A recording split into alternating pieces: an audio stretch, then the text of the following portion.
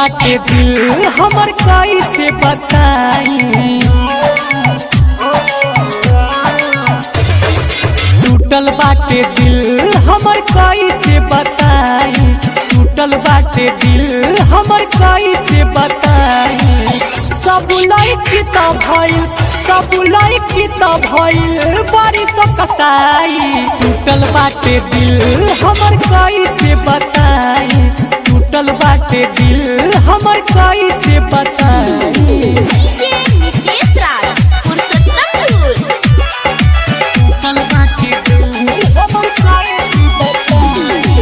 सनहिया recording studio कटसा।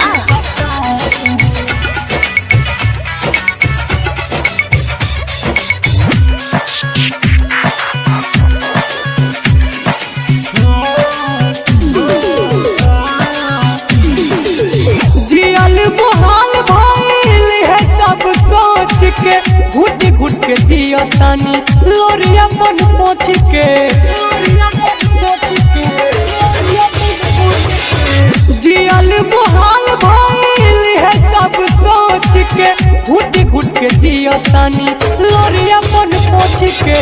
सब दिन हंसा के आज, सब दिन हंसा के आज दिल बरुआई, टूटल बाटे दिल हमर कैसे बताई, टूटल बाटे दिल हमर कैसे बताई।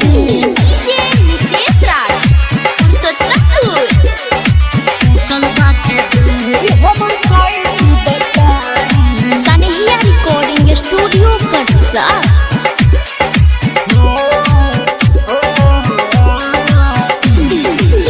रखनी छुपा के हमें ओकरा के दिल में, हमारा न पता रहल डाली मुश्किल में,